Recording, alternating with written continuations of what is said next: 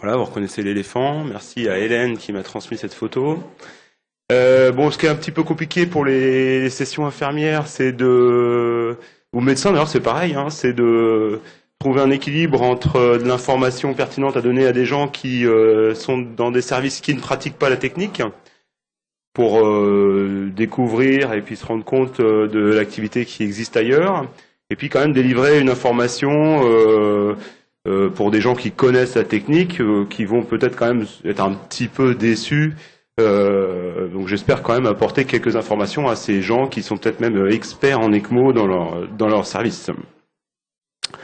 Voilà, donc on va essayer de prendre 30 minutes maximum. Voilà, donc l'ECMO, c'est une histoire un petit peu ancienne. Maintenant, ça a 50 ans. Ça fait 50 ans qu'il y a de l'ECMO.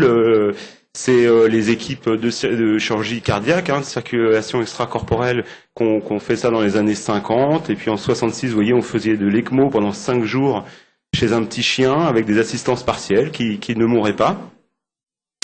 En 1975, il y a eu le premier nouveau-né traité par ECMO. C'était un petit peu un miracle à une époque où la mortalité périnatale restait importante, même aux États-Unis où la technique a été développée. Donc c'est ce petit bébé qu'on appelle Baby Esperanza qui est cité très largement dans le monde de l'ECMO. Et puis le monsieur à côté de cette dame qui doit avoir une vingtaine d'années lors de la photo, qui était ce petit bébé, s'appelle Monsieur Bartlett. C'est un petit peu l'inventeur. C'est un monsieur qui est toujours vivant et qu'on voit toujours dans les congrès d'ECMO. Et voilà un petit peu comment il a introduit, comment il définissait la technique initialement. Et chaque mot là, de cette définition est importante. Puis j'espère qu'à l'issue de la présentation, cette définition sera bien claire pour tout le monde. Donc il dit que l'objectif physiologique est d'améliorer le transport en oxygène aux organes, éliminer le CO2 et permettre le métabolisme aérobique pendant que le poumon et le cœur se reposent. D'accord ? Donc on va voir un petit peu comment on va assurer cet objectif avec l'ECMO, et puis vous allez voir que vous allez bien comprendre les déterminants de cette définition à la fin. Voilà un petit peu très rapidement l'histoire de l'ECMO à la suite de ce premier cas. Vous voyez en gris les indications néonatales, qui sûrement dans la salle là, nous intéressent beaucoup, qui sont en large diminution, mais il reste de la place pour l'ECMO dans bien des pathologies, et c'est surtout en fait l'amélioration du traitement conventionnel des problèmes respiratoires des nouveau-nés qui a fait l'essentiel de l'amélioration pronostique. L'ECMO reste quand même à la marge de l'ensemble des prises en charge. D'accord, c'est surtout le surfactant, le NO, et les réseaux de soins en néonatologie qui ont fait que les bébés aujourd'hui survivent beaucoup mieux. Et puis en parallèle, l'ECMO quand même prend un essor. Alors cette courbe là, ces bâtons verts sont pas tout à fait exacts. C'est surtout qu'il y a de plus en plus de centres qui enregistrent les patients dans les registres. Mais il y a, on va dire, dans le milieu adulte surtout, une explosion des indications d'ECMO dans les indications respiratoires, le SDRA. Alors voilà un petit peu, si on veut résumer, puis après je vais expliquer un peu plus ce qu'est l'ECMO, toujours pour rester sur la définition initiale de Robert Bartlett. Les indications, l'ECMO, ça sert à deux choses. Ça sert un petit peu en catastrophe à assurer la survie d'un patient qui a une défaillance cardiaque ou respiratoire qui va être réfractaire au traitement conventionnel, les amines, les gaz inhalés, la ventilation, etc., le décubitus ventral, tout ce qu'on connaît. Mais surtout, ça va permettre de mettre au repos et d'assurer la récupération de l'organe. Donc le cœur, s'il s'agit du cœur, en déchargeant le cœur, en baissant les pressions dans le cœur pour que le cœur soit bien alimenté par le réseau coronarien et permettre de récupérer plus vite. Et pour ce qui est du poumon, de faire de la ventilation ultra protectrice, d'arrêter d'agresser le poumon avec des fortes pressions pour qu'il puisse récupérer de l'infection, si c'est une infection par exemple, d'un grand OAP, ce genre de choses. Et donc l'ECMO va être un support en attendant que l'organe récupère. C'est le cas extrêmement fréquent. De temps en temps, il y a des patients qui sont suivis chroniquement pour une maladie cardiaque, par exemple, dont on sait qu'il n'y aura pas de réversibilité à moyen terme ou à long terme. Ces patients, par exemple, finiront sur une liste de greffe cardiaque. eh ben, l'ECMO va être un support de choix, parce que quand même les décisions de support se prennent assez souvent dans l'urgence. Eh ben, ça va être un support facile à introduire à tout moment dans pas mal d'hôpitaux, en attendant un autre support à plus long terme, ou même une greffe d'emblée. Et pardon, il y a quelques rares autres indications d'ECMO, comme par exemple les hypothermies, mais là c'est des choses qui sont tout à fait à la marge. Alors voilà ce que c'est que le circuit d'ECMO. Je m'excuse encore une fois pour ceux qui sont déjà des ECMO spécialistes. L'ECMO, ça veut dire extracorporéal, membrane, oxygénation. D'accord? Donc sur le schéma, voilà, sur le schéma ici, vous voyez qu'on va prendre du sang ici dans une cavité cardiaque, dans l'oreillette droite, le faire passer à travers une membrane d'oxygénation. Le sang va être oxygéné et également épuré de son CO2 et va retourner dans le patient. En gros, le principe de l'ECMO, c'est ça. Donc il y a des canules, une pompe pour assurer le débit dans ce circuit, et un endroit où on oxygène le sang, on épure en CO2, et également on en profite pour contrôler la température dans cette membrane oxygénatrice.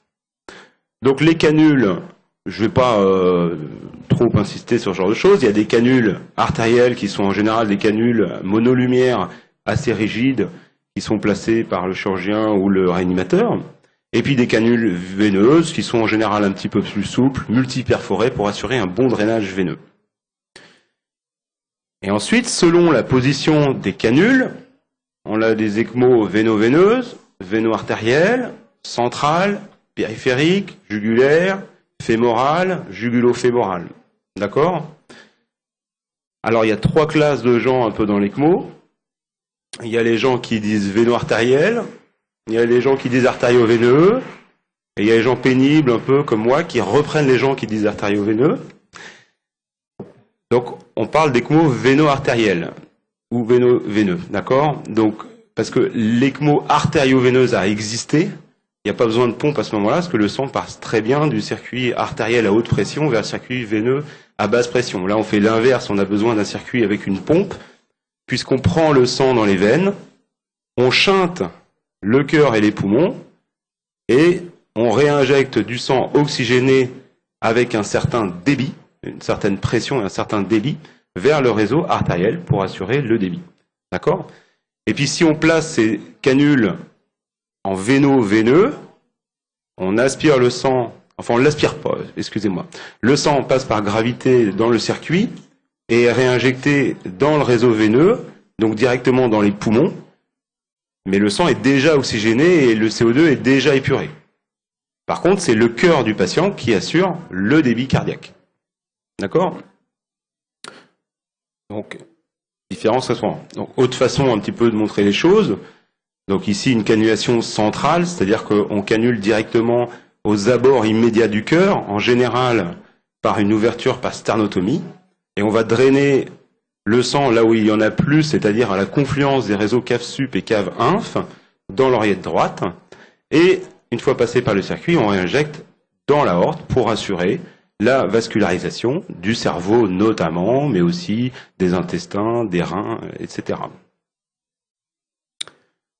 Voici ici une ECMO également véno-artérielle chez l'adulte, où pour aller plus vite et pour ne pas avoir à ouvrir le sternum, et pour réduire les risques infectieux, on va se placer dans les vaisseaux fémoraux, qui sont de gros calibre chez l'adulte, pour aller drainer du sang un petit peu en rétrograde comme ça par la veine fémorale et le réinjecter en artère. À ce moment-là, on a du sang qui fait un petit peu machine arrière, qui va se retrouver ici d'ailleurs un petit peu en compétition avec le débit cardiaque du patient. Mais on peut tout à fait oxygéner le cerveau avec une ECMO par voie fémorale. Évidemment, il faut que le patient soit en choc cardiogénique, qu'il n'y ait plus grand-chose qui arrive par ici. D'accord? De manière générale, il ne faut pas faire d'ECMO de toute façon s'il n'y a pas d'indication. Chez le bébé, l'abord fémoral est beaucoup plus difficile puisque les vaisseaux fémoraux sont beaucoup plus petits que les vaisseaux à destinée céphalique, puisque la grande majorité du débit cardiaque sert à alimenter le territoire cave supérieur et la tête du bébé, qui est ce qui lui prend le plus d'oxygène dans sa phase initiale de sa croissance. Et donc on va placer les canules dans la veine jugulaire pour un retour qui normalement doit arriver à affleurer l'aorte, donc on est quasiment sur une ECMO centrale, par la veine jugulaire, d'accord, l'artère carotide, pardon, l'artère carotide, excusez-moi. Donc voilà, on voit mieux sur ce schéma la cannulation jugulaire du bébé, qui est le grand classique là, des services de réanimation, ce que vous devez voir probablement le plus en dehors du contexte de chirurgie cardiaque. Alors c'est sûr que l'inconvénient par rapport à l'adulte où on va éventuellement sacrifier une jambe, c'est que là, on sacrifie des vaisseaux à destinée céphalique. Alors normalement, il n'y a aucun problème à cela, mais ce n'est pas exclu que l'utilisation de ces vaisseaux à destinée céphalique génère quand même des petits problèmes neurologiques. D'accord ? Mais vous savez que dans le cerveau, il y a des voies de dérivation qui existent, ce qu'on appelle le polygone de Willis, qui fait que même si on a l'artère carotide droite de bouchée, la gauche permet d'assurer la circulation du cerveau droit. Beaucoup de droite et de gauche, je pense que je ne me suis pas trompé. Et puis, la cannulation véno-veineuse, que je vous ai montré un exemple chez l'adulte où c'était jugulo-fémoral. Pareil, de la même manière, chez le bébé, ça n'est pas facile d'avoir plusieurs sites d'accès veineux. 1 pour le drainage, 2 pour la réinjection. Raison pour laquelle on va utiliser préférentiellement des canules double lumière, qui sont pas complètement abandonnées chez l'adulte, mais beaucoup moins utilisées parce que ça génère de la recirculation. Mais chez nous, ça nous rend bien service. Voilà une photo, pour une fois, on a réussi à bien la placer, ce qui n'est pas souvent le cas finalement. Et donc, l'aspiration du sang se fait dans la veine cave sup ici, la veine cave inf, et la réinjection du sang oxygéné, donc on représente en rouge, en face de la valve tricuspide. Et c'est le cœur du patient, encore une fois, qui va assurer derrière le débit cardiaque. Donc voilà pour les canules et les dénominations. J'espère que c'est assez clair maintenant. Véno-veineux, véno-artériel, central, périphérique. Je vais parler de la pompe parce que quand on comprend le fonctionnement de cette pompe, on comprend la nécessité de surveiller le patient et des actions à mener en cas de problème de débit. D'accord ? Donc les pompes se présentent sous ce genre de forme dans la majorité des services aujourd'hui. Alors, j'en profite pour citer Richard Sigonnet, qui est pas un infirmier, qui est perfusionniste de Bordeaux, et pour dire que dans le domaine de l'ECMO, il y a beaucoup souvent des infirmiers d'expérience, comme Alain que vous allez voir après, qui font des topos d'excellente qualité, et moi auprès desquels j'ai beaucoup appris. Et donc ça, c'est une diapo à lui, puis je lui avais demandé. Donc les pompes, il s'agit de pompes centrifuges, c'est-à-dire que le sang arrive au milieu du cône, ça tourne, et la rotation par un moteur et puis par un moteur électromagnétique crée un gradient de pression, ce qui fait que ça participe au drainage veineux en créant un effet aspiratif, d'accord ? Et ce gradient de pression génère une pression et donc un débit à la sortie de cette pompe. Et puis c'est des pompes qui sont de grande qualité aujourd'hui, qui tournent à 7000 tours minute à peu près, enfin entre 3000 et 7000 tours selon les modèles, et qui génèrent finalement maintenant peu d'hémolyse, donc c'est des choses assez intéressantes. Voilà, donc on crée une pression négative au centre du cône pour avoir une pression positive à l'extérieur, ce qui fait que avant le cône, vous avez un risque, si jamais il y a une fissuration, d'embolie gazeuse. D'accord ? On peut bloquer la pompe et derrière l'oxygénateur si on a une entrée massive d'air, alors que sur la partie post-pompe du circuit, si jamais il y avait un problème de circuit, de fissuration, de choses comme ça, on aura plutôt des problèmes hémorragiques. L'un et l'autre sont des problèmes embêtants, c'est important de savoir. Alors la propriété de cette pompe qui est bien à connaître, et on n'ira pas beaucoup plus loin dans les détails, c'est qu'il s'agit d'une pompe non occlusive. Qu'est-ce que ça veut dire, une pompe non occlusive? C'est qu'en fait, elle n'aspire pas, il y a un petit effet aspiration, comme je vous disais, qui est lié à la rotation de la pompe. Mais cette pompe, pour débiter, elle doit être remplie. Elle est précharge dépendante, comme le cœur, d'accord? Et elle ne peut pas forcer contre des forces qui s'opposeraient à son éjection et des forces qui seraient trop importantes.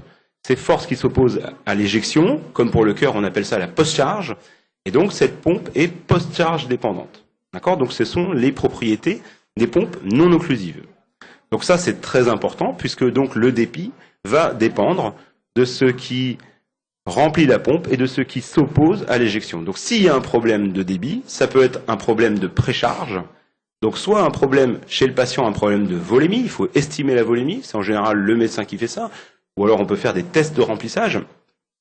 Ça peut être un problème au niveau des canules veineux, est-ce qu'elle est bien positionnée dans un endroit où il y a du sang, est-ce qu'elle n'est pas plaquée contre une paroi? Et ça peut être aussi, mais c'est rarement le cas, un problème de hauteur de la pompe, puisque le débit, le drainage est passif. Donc si évidemment la pompe est située au-dessus de la PVC du patient, eh ben, il se peut que le drainage soit moins bon et que l'effet aspiratif ne suffise pas. Donc ça c'est attention pour les transports ou les mobilisations du patient, des choses comme ça. Le débit dépend évidemment aussi de la vitesse de rotation de cette pompe. Enfin c'est rarement là-dessus qu'on va pouvoir jouer. C'est rarement en tournant le bouton qu'on arrive à avoir notre effet sur le débit, et dépend de la post-charge. Donc la post-charge, ce sont les résistances essentiellement qui créent ces forces résistives, ces pressions résistives, et donc le calibre et la longueur du tuyau a un impact très important. Si vous rajoutez des éléments sur le circuit comme de l'hémofiltration, des choses comme ça, des résistances sur un circuit d'hémofiltration par exemple, va pouvoir avoir un impact sur le débit par ce biais. La taille et la position de la canule artérielle, si elle vient en butée, par exemple contre l'aorte, eh ben on peut avoir des problèmes de débit, ou les résistances du patient, les résistances vasculaires périphériques dans les capillaires, par exemple, avant mise en ECMO, un patient qui est sous très forte dose d'amine vasoconstrictrice, on peut avoir un bas débit, on peut gagner du débit en baissant les résistances, donc en baissant les amines. Et à tout moment, évidemment, en ECMO, la surveillance infirmière et de monitorer le débit d'ECMO pour savoir ce qui se passe. Et presque toujours en ECMO, on est sur des assistances partielles. Si on n'a aucun débit cardiaque du patient, le pronostic va être un petit peu engagé, en tout cas si ça se prolonge. D'accord ? Et la cible, c'est, pour vous donner une ordre d'idée, ceux qui ne connaissent pas, c'est à peu près 110 kg minute les cibles du débit qu'on cherche à obtenir. Attention, avec ce type de pompe, le débit peut être négatif, c'est-à-dire que si le débit généré par la pompe, la pression en fait générée par cette pompe devient inférieure aux pressions artérielles, eh bien la pompe peut tourner à l'envers. Ce qui fait que s'il y a un problème et qu'on doit couper l'ECMO, il faut clamper, sinon le patient va tourner à l'envers. Ça peut être intéressant en cas de sevrage cette propriété, mais il faut le savoir. Voilà un petit peu pour la pompe. La membrane. La membrane, c'est une grande surface d'échange, c'est des petits capillaires. Le sang passe autour des capillaires, donc le sang va rentrer dans la membrane. Alors, je vais me tromper de... C'est pas ce modèle-là qu'on a de membrane, donc je vais me tromper. Enfin bref, rentre dans la membrane et inonde tous ces petits capillaires, à l'intérieur desquels va passer un débit d'air enrichi en oxygène. D'accord ? Ces membranes, aujourd'hui, Jérôme en sait quelque chose, je crois, elles sont d'excellente qualité. D'accord ? Et à moins de quelques jours, on va dire, d'encrassage, de caillotage de la membrane, les problèmes de saturation sont rarement liés à la propriété et à la qualité de cette membrane. Et c'est tellement efficace que chez l'adulte, par exemple, il faut 0,2 litres minute d'oxygène pour saturer 3 litres minute de sang à 30% hématocrite et à 60% de SVO2. Je vous laisserai réfléchir à ça tranquillement, mais c'est pour dire qu'il faut peu d'oxygène pour saturer le sang. Ok ? Donc ça se passe en gros comme ça. Ça c'est un circuit, un oxygénateur qu'on a chez les un peu plus grands, les indications respiratoires. C'est des oxygénateurs aujourd'hui qui durent très longtemps, qui peuvent durer jusqu'à 15 jours sans problème, sans qu'il y ait de gros problèmes de membrane. Et donc le sang passe d'un côté de la membrane. Il y a un débit de gaz, et donc ce débit de gaz, il va assurer la ventilation du patient, donc l'épuration du CO2. Et puis à cet endroit-là, on branche en général un échangeur thermique pour contrôler la température du patient. D'accord ? Donc l'oxygénation du patient, elle va être assurée elle va dépendre de la FiO2 qu'on met dans notre mélange de gaz, un petit peu du débit aussi, parce qu'il faut un débit minimal pour apporter l'oxygène, et la ventilation, elle va dépendre du débit de gaz. D'accord ? Donc l'oxygénation, la saturation en sortie de membrane, elle est en général excellente. On le contrôle quand même en général tous les jours avec du gaz du sang en sortie de membrane pour s'assurer que la PaO2 reste très élevée. Elle dépend de la FiO2, de la qualité de la membrane qui peut s'altérer et qui va s'altérer au cours du temps, inévitablement. Par contre, attention, la saturation du patient, elle ne va pas dépendre que de ça. D'accord ? Il n'y a qu'un débit partiel qui est assuré par l'ECMO. La saturation du patient, elle va dépendre d'abord de ce qui reste quand même de fonction pulmonaire de poumon pour l'oxygéner, et du ratio entre le débit d'ECMO et le débit cardiaque. Parce que s'il y a un bon débit cardiaque qui passe par des poumons très malades, qui n'oxygènent plus le sang, mais que ce débit s'additionne au début de l'ECMO, on peut finir par avoir un patient qui reste à 80% de saturation. D'accord? Ou au contraire, on peut avoir un débit du patient qui chute brutalement, le patient s'aggrave sur le plan cardiaque sous ECMO, à ce moment-là, le patient va bien saturer, mais il va quand même être en bas débit. Hein. Un peu compliqué peut-être ça. Et la ventilation, elle dépend, d'accord, de façon linéaire du débit de gaz. C'est-à-dire qu'il faut faire attention à cette manipulation. Si vous mettez 8 litres d'air à un petit bébé, vous allez complètement le décarboxyler. Donc vous allez compromettre la circulation cérébrale avec des pH. Ça, attention à faire rapidement un gaz du sang aux patients qu'on met sous ECMO. Et en général, on a des guidelines pour débuter et pour choisir le débit initial. D'accord? Donc voilà un petit peu, je répète cette notion importante sans insister. Les objectifs d'ECMO, juste avant de reparler des indications, on est à 20 minutes, donc c'est bon. Juste une équation peut-être à connaître au niveau infirmier, c'est très barbare. Hein. DO2, D ça veut dire delivery, donc transport en anglais, d'accord. Le transport de l'oxygène, qui est assuré normalement par le cœur et les poumons, mais là qu'on assure avec la machine, il dépend du contenu artériel en oxygène et du débit cardiaque, ou ici du débit cardiaque et du débit d'ECMO, d'accord? Le contenu artériel en oxygène, il dépend de la saturation des hématies, donc des molécules d'hémoglobine, donc il dépend du taux d'hémoglobine, d'accord? Et un tout petit peu l'oxygène dissous dans le sang, que multiplie le débit, d'accord? Donc, l'objectif, quand on met une ECMO VA, c'est aussi vrai pour VV, mais particulièrement pour VA, c'est d'assurer le transport oxygène et qu'il soit largement supérieur à la consommation du patient en oxygène. D'accord? Avant ça, en général, le débit cardiaque du patient est assez faible et ne suffit pas donc à assurer un transport oxygène. Donc, ce transport en oxygène, il va dépendre du débit d'ECMO, bien sûr, du débit résiduel du patient.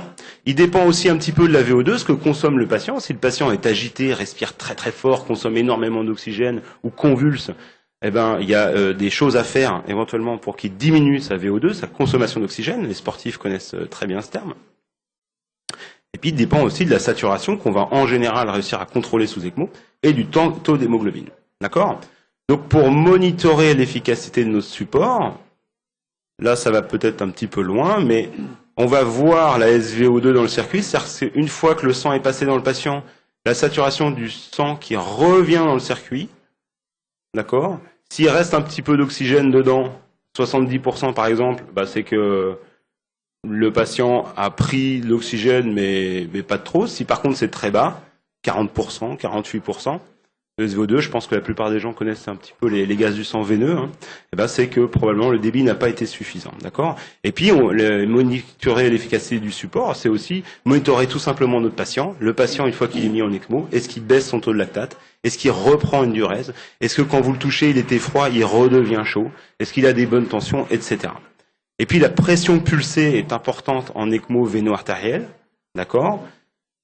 Puisque le deuxième objectif de l'ECMO, c'est de favoriser la récupération du cœur en le déchargeant. Et pour s'assurer que le cœur récupère, il faut que le cœur éjecte. Donc si vous avez une courbe de pression artérielle qui reste pulsée, c'est que probablement le cœur du patient n'est pas en train de continuer à s'altérer, mais au contraire, vous êtes dans des conditions, vous mettez dans les conditions pour qu'il récupère. D'accord? Donc récupérer un pouls est un excellent marqueur d'efficacité de votre traitement en ECMO véno-artériel.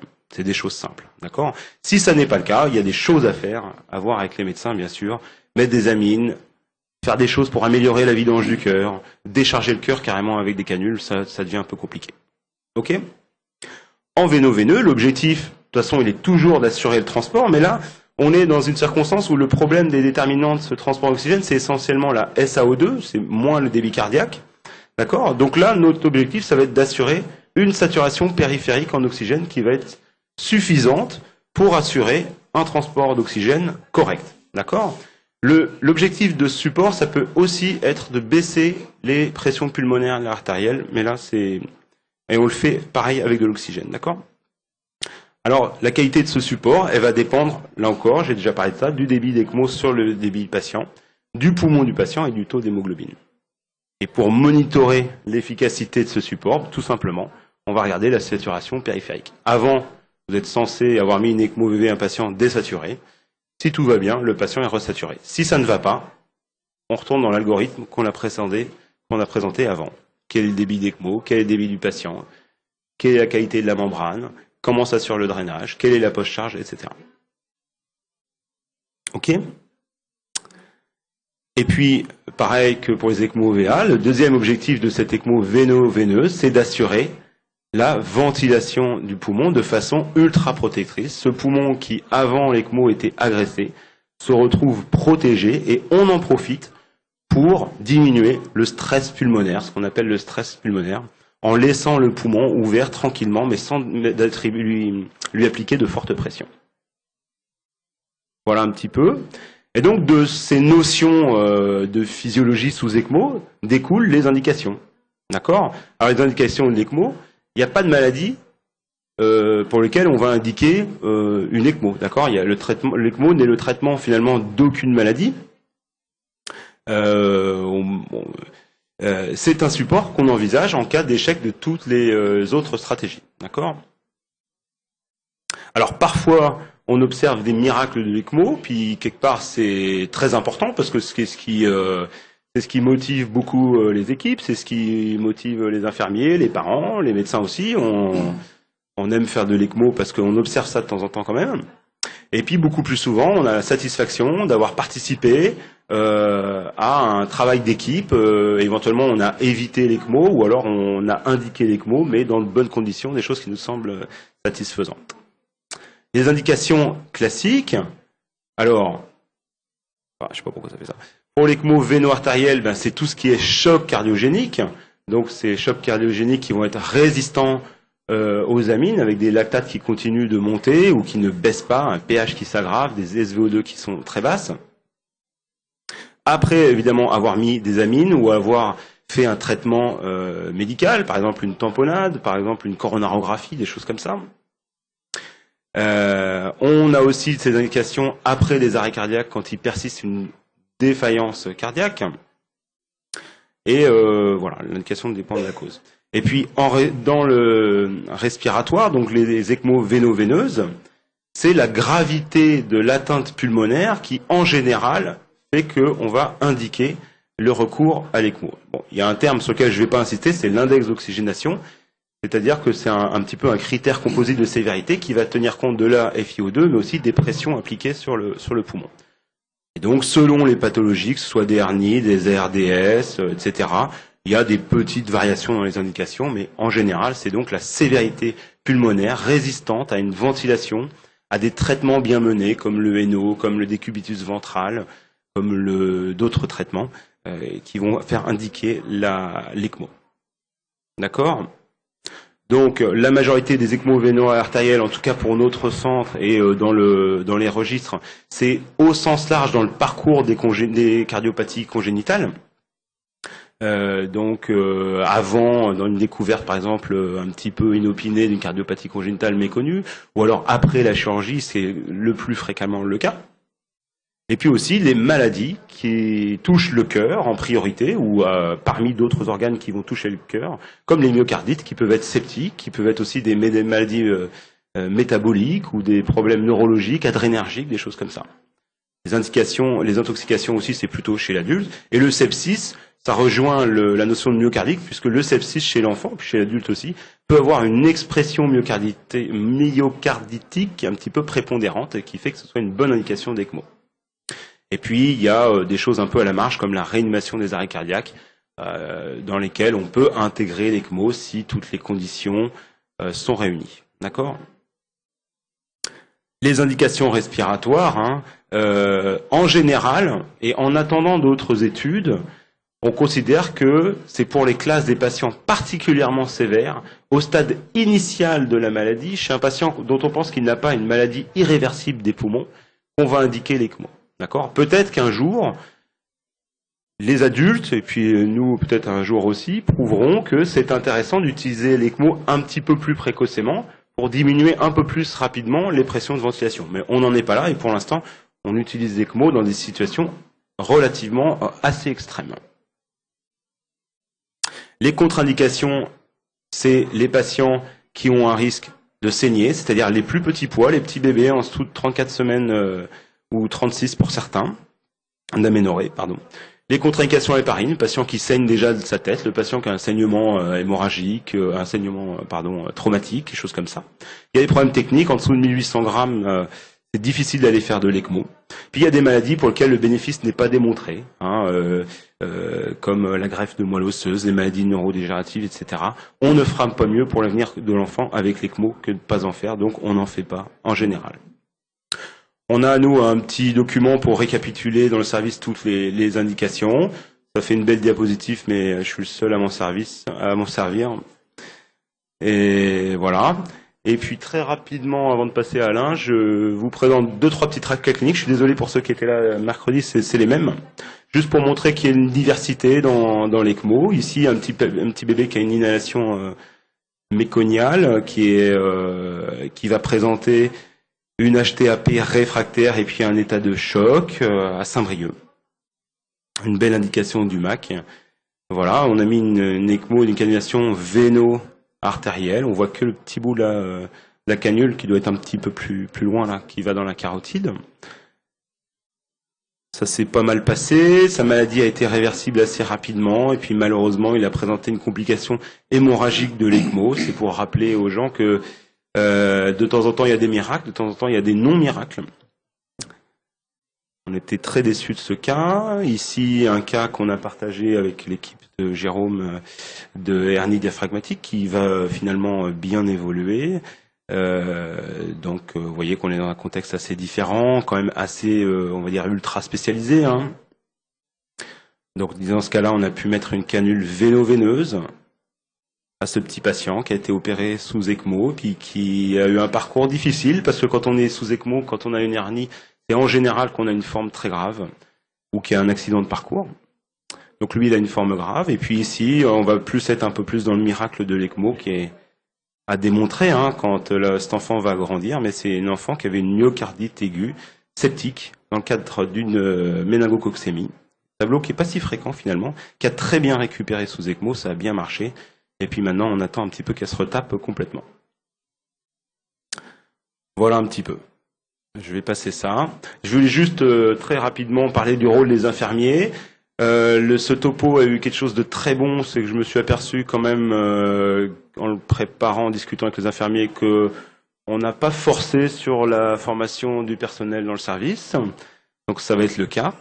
Il y a des témoins qui pourront s'en rappeler et me le rappeler. On a choisi, nous, à Nantes, de faire un monitorage, je ne sais pas si les infirmiers ne se rendent peut-être pas compte de ça, mais on fait un monitoring, nous, ultra simplifié. On ne prend pas de pression dans le circuit, par exemple. Et donc, on ne fait que SVO2, hématocrite, saturation, débit. Surveillance ECMO. On devrait avoir un ratio 1:1, on n'y arrive quasiment jamais. Et on a un système de formation qui est, bon, je ne suis pas responsable de tout quand même, mais qui n'est pas exceptionnel. C'est-à-dire qu'on fait de la formation au lit du patient, par compagnonnage, et il y a bien souvent un moment où il faut se lancer sur l'ECMO pour la première fois, quand on est jeune infirmier ou infirmière. Donc on peut mieux faire, on essaiera de faire. Voilà un petit peu, ça c'était dans un autre établissement. On a de temps en temps des patients très compliqués avec, regardez, de l'HFO, du NO, tout un tas d'amines, parce que l'ECMO marche pas très bien. Ça, c'était une intoxication aux antidiabétiques oraux. On a une ECMO, on a une insuffisance rénale aiguë, on a de l'hémofiltration, et de temps en temps, il n'y a qu'une infirmière pour tout ça, et quand elle n'a pas un deuxième patient en même temps, on est content. Et ça, c'est un peu pour, j'avais fait cette présentation pour essayer d'apitoyer un peu les administratifs sur notre sort. J'avais fait un comparatif un peu de ce qui se faisait au Canada et chez nous. Heureusement, on a des ECMO qui tournent bien et il n'y a pas besoin d'être dans la chambre en permanence. Vaut mieux un patient stabilisé par ECMO qu'un patient en état de choc assez limite sous forte dose d'amine quand même. Si souvent, la surveillance est plus simple. Mais voilà comment ça se passe chez nous. Souvent, le patient est quand même tout seul dans sa chambre. Par contre, on a des grandes chambres. Voilà. Voilà, un petit peu moi ce que je pouvais dire. Je laisse ma place peut-être, j'insiste pas sur le pronostic. Et je termine juste là-dessus pour faire un petit peu de publicité, parce que la séance est filmée, donc ça laissera une trace. On est organisé en club ECMO en France, donc qui est bien entendu ouvert au personnel paramédical, qui sont d'ailleurs assez souvent présents lors de ces formations annuelles. Et c'est une structure qui va proposer probablement de participer également à la formation des paramédicaux. C'est quelque chose tout à fait envisageable. Voilà, c'est tout.